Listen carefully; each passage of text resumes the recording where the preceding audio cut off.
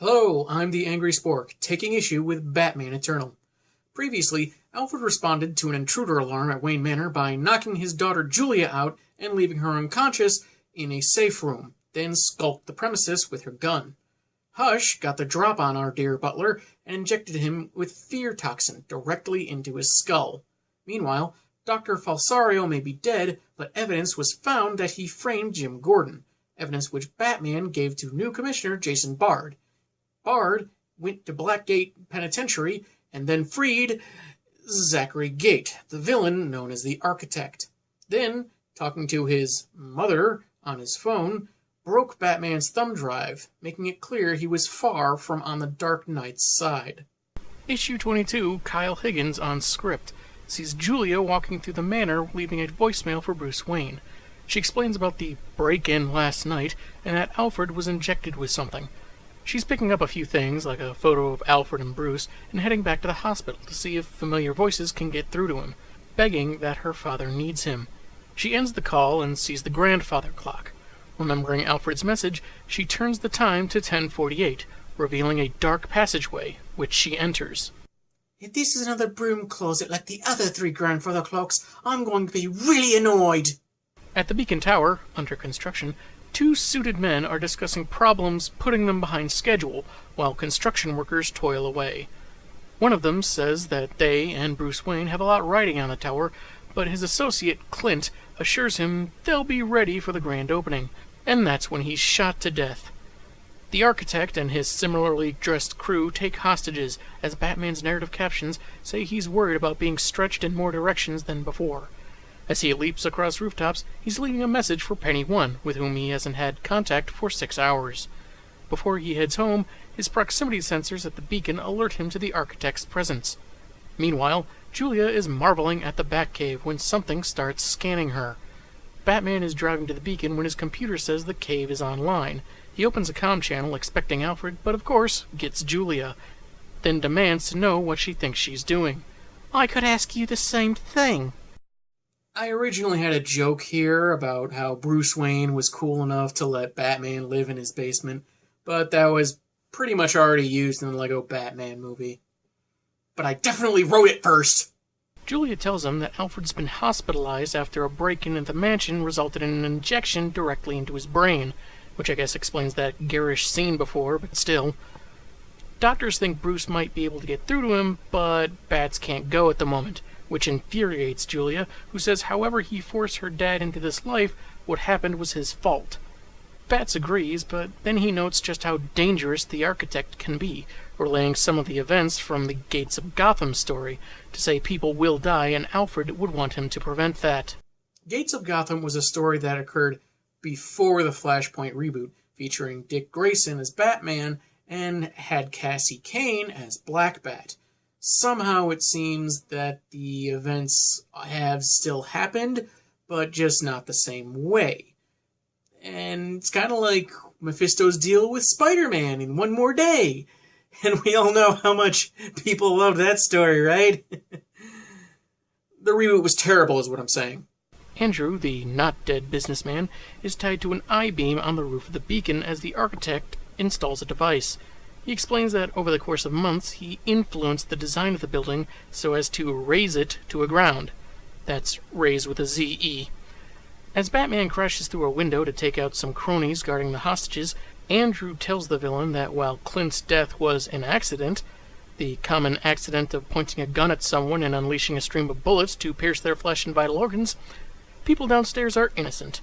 His cries fall on deaf ears, as his captor, knowing Batman has arrived, decides to expedite his plans. After knocking back a goon, Batman tries to reassure the workers when the building starts shaking. The minions jetpack their way out as Julia explains a huge resonance is running through the tower. Batman asks for options, but Penny, too, is out of her depth.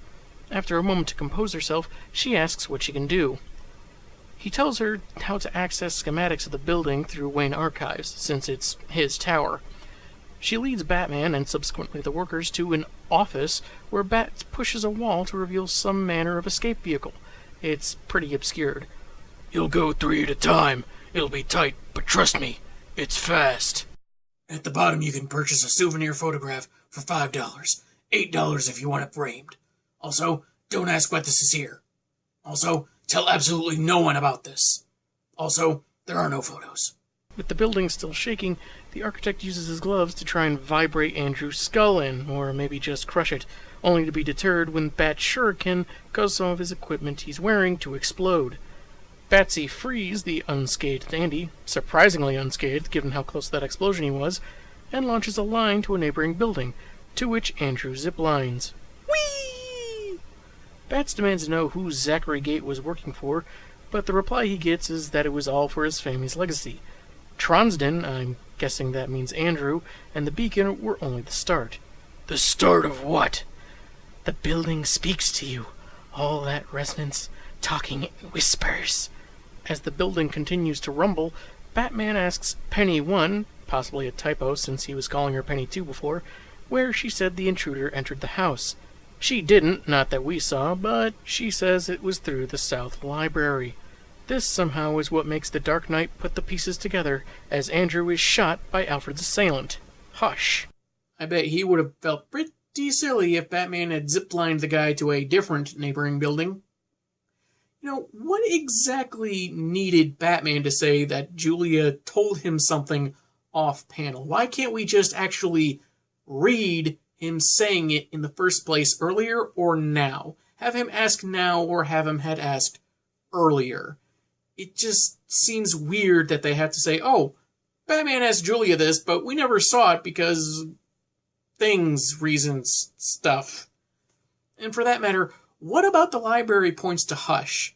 The Aristotle quotes? Did he spend a lot of time there visiting Bruce as a kid? What is it? And did Batman not just hear that gunshot? Sure, the building is shaking, but I imagine a gunshot, especially one that close, would still ring pretty audibly. On to the Tim Seeley scripted issue 23, which opens on the cheery scene of an underground dogfight at the East End train yards. Dragos Ibanashu instructs his assistant Ilenka to send a message to Tiger Shark, their rival for Gotham's black market. They think so little of him, his most precious cargo, a snow leopard cub, is now mere dog chow to the Ibanashu family. In the shadows, Catwoman is disgusted by the act, and says she'll enjoy robbing the little Romanian creep. That's about when the dread pirate, Tiger Shark, and his crew bust in. One of them announces what animals his jacket, gun handle, and mask came from, and they'll all die for having stolen from him. It's not every villain that comes with their own hype man. Ilenka takes a bullet for her escaping boss, and Tiger Shark caps the cub because of its ruined fur. Catwoman is enraged both at the animal cruelty and the ruining of her heist, but swoops in to rescue the snow leopard, promising to see T-Shark again. At the Beacon Tower, Architect is ticked off at Hush for killing Tronsden, as he apparently had dibs, but he has other matters to attend to, like Batman clobbering him with rebar. It's kind of a weird scene, since it seems like Bats was just hanging around while Gate made this call, when last we saw, he disabled some of his gear and thrown him to the ground. Whatever, we're not long at this scene anyway, as we go to Selina Kyle's apartment, as, to her heartbreak, she fails to save the cub. She's startled by the presence of Jade, whom you may remember was Killer Croc's friend taken by Ten-Eyed Man. She apparently followed Selina back to her apartment a few days back from the cemetery, and broke into her place because she can break into anywhere. Watch it, Jade. Plot convenient expertise is Harper Rowe's trademark. Someone at Blackgate wants to see Selina, who is appalled that kids are now his employee of choice. Jade says she's snuck over to the pen plenty of times, selling them niceties, which leads to a prison rape joke, I think. Yeah, could've done without that. Selina need not worry about the girl knowing her secret identity because she doesn't care. Now she's going to learn how to fix all of Gotham's problems.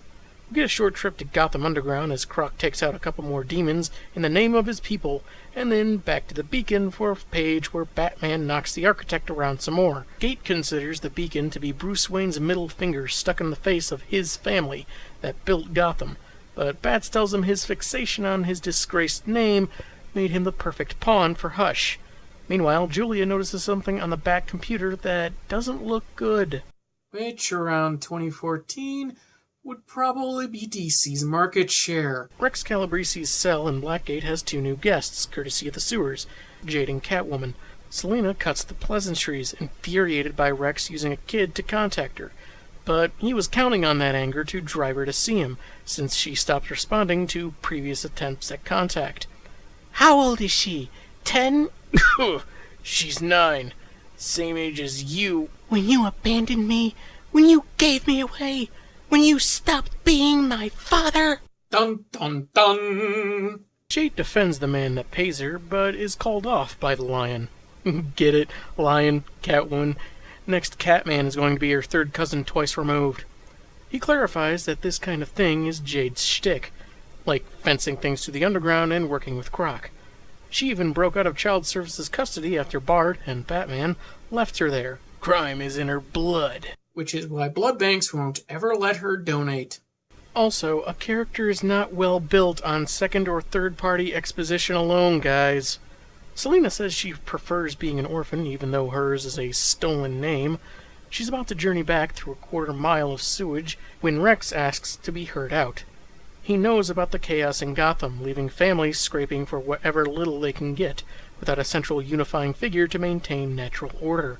And the best candidate isn't the Lion, it's Catwoman. At the Beacon, Batman demands to know where Hush is, but Zack isn't talking, for the sake of the voices of his family burning in a lake of fire, and so on and so on. Julia chimes in that there's increasing seismic activity below the tower, and it just so happens that's a question the architect will answer. Seems his ancestor, Bradleygate, had an idea about using fault lines beneath the city to turn turbines with seismic tension, which is probably the most clever thing I've read in this series so far. All we had to do was push out the scum that lived there. A falling I-beam separates the two, and Gate takes the opportunity to fly off. He says Batman has saved the beacon, but the rest of the seismic energy has to go somewhere. That somewhere, a splash page reveals, is the streets of Gotham as they rip apart and structures begin to crumble. You know, I've made more passing references to this, but this series has a lot of splash pages. 1 or 2 per issue. This is definitely a page that warrants it, but things like Catwoman clawing Falcone or punching her dad don't quite need it as much.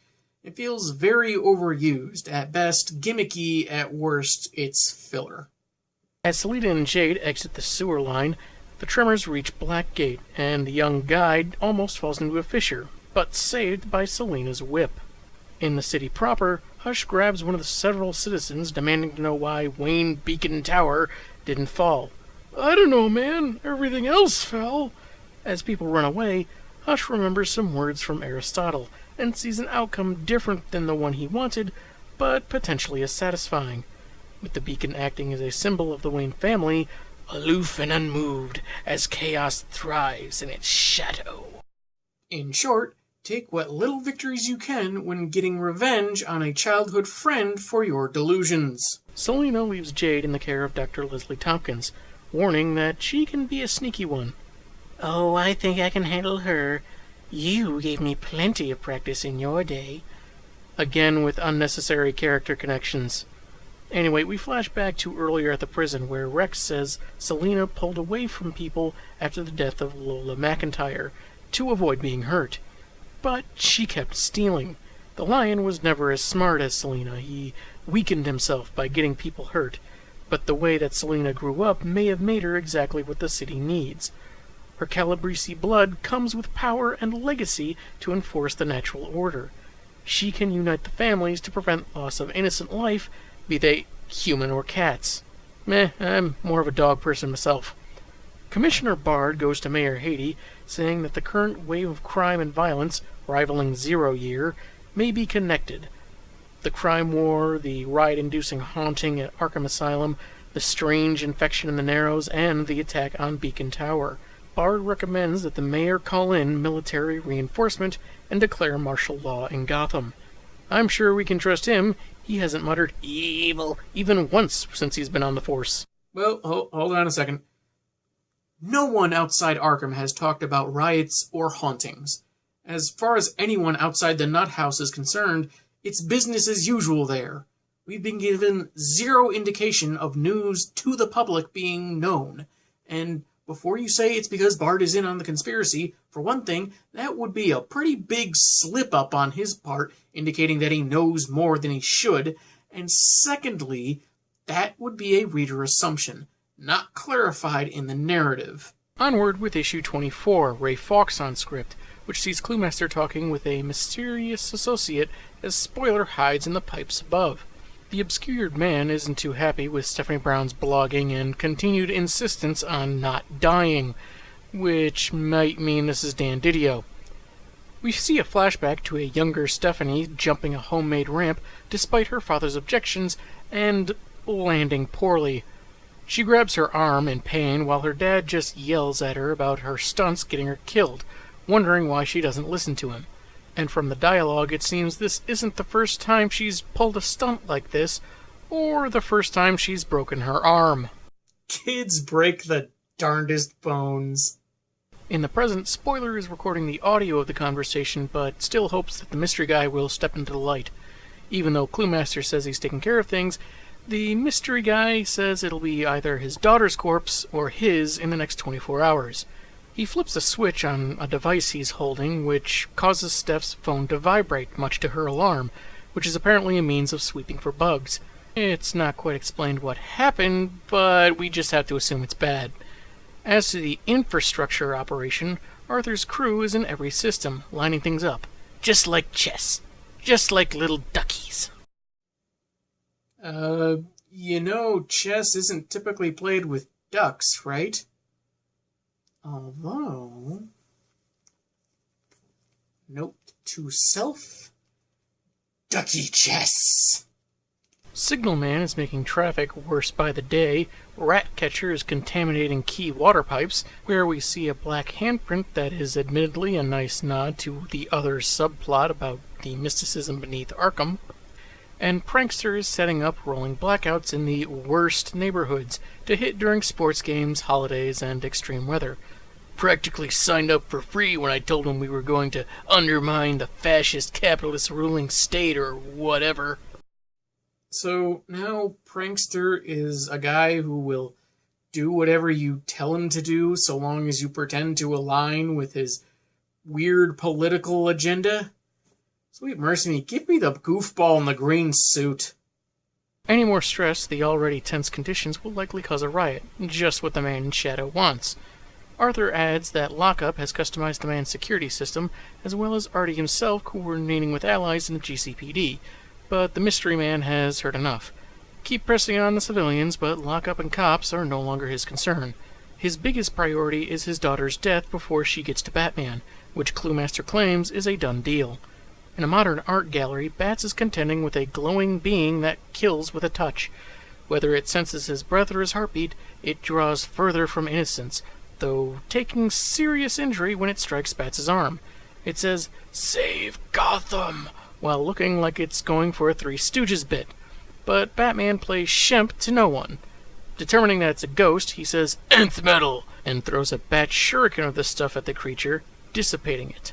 Nth metal would have made more sense if it was in a narrative caption off to the side. Batman saying it out loud like that in that kind of situation makes him sound like an anime character, and that's just weird. Review continued! Batman attends to a fallen patron, checking a badge he's wearing. He tells Penny, too, that the situation is handled, and asks her to look up an Arkham staffer named Simon X. His double X looks a little different from before. Like, very different. Super Saiyajin different. Also, how did he get to the museum when last we saw him knocked out by Jim Corrigan beneath Arkham Asylum? He tries contacting Batwing, the other guy that's gone silent for over a week, maybe two at this point. Well, he gets no response, and geez, this is what I'm talking about with the splash pages. Bat's standing over Simon X in front of a painting that looks like it could be one of those magic eye things does not need a full page. This is probably filler. So, back to Spoiler, who starts skulking around the garage after 3 hours of lying in wait. As she mutters her dad is too far gone, a plastipellet is thrown at her feet, releasing gas. You see I'm wearing a filter mask, right? Actually, it just looks like a cloth over your face. In this instance, it does explain why the gas isn't affecting her, but there are already so many instances of this book explaining what should be shown, or at least explaining things really awkwardly, and it's not even at the halfway point. Father of the Year here claims that he wanted better for Steph, that he left clues to lure her to the garage so they could work things out. He says that, but it's another thing that should have been shown instead of explained to us. But hey, I guess now we have to take the villain's word for it. Arthur, whose goggles spell out clue, which does kind of feel like the right kind of silly that I can give a pass to, says that Steph is a smart kid and could have been his right hand. We could have been Cluemaster and the Pointer. A pointer is a dog, Dad. Dan Didio wanted that line, didn't he? The line comparing Stephanie Brown to a dog. Although I don't know if he thinks dogs are toxic. Before Cluemaster can finish saying that Steph doesn't understand the situation, she throws a wrench at his head, causing him to drop an explosive, the detonation of which gives Stephanie ample time to ride out on a motorcycle from the garage. No, I can do this. With the wisdom of Thomas the Tank Engine pushing him on, Cluemaster gives chase on another bike. Spoiler navigates past people, cars, and a rocket-propelled explosive to get to the freeway. She tries to make a call, but loses her phone.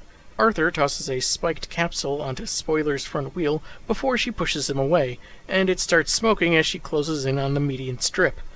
After apparently using the strip as a ramp upwards, the bike explodes in front of her in a near splash page, give or take a panel.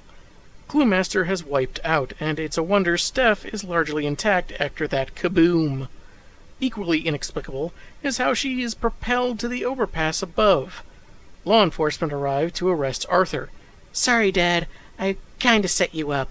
But did you see that jump? Yeah, sweetie, I saw a very nice nod to that earlier flashback. As he's handcuffed, Cluemaster tries to tell them his people own the GCPD. That doesn't matter much, firstly because he set off military ordnance in a public freeway, and also that they're the state police, 6 miles out of Gotham. As he's taken away, Arthur yells at his daughter, telling her she's finished. No, Dad, you're done. I'm just getting started. The old no, you are argument. Classic. That was actually a very pleasant surprise. They actually show Stephanie cleverly outwitting her father, making it a fun, victorious surprise without explaining it in out-of-place dialogue. Sure, there's some eyebrow-raising, like the exploding bike at the overpass, and Steph somehow not getting so much as a scratch given her proximity. And it's troubling that despite her otherwise clever actions beforehand, she takes her mask off when there are officers swarming the area. But overall, a fairly well-done win for Steph, which is more than I was expecting given the New 52. And there was only one cutaway to another subplot. Very surprising. Now tune in next time when they probably ruin this win for me later.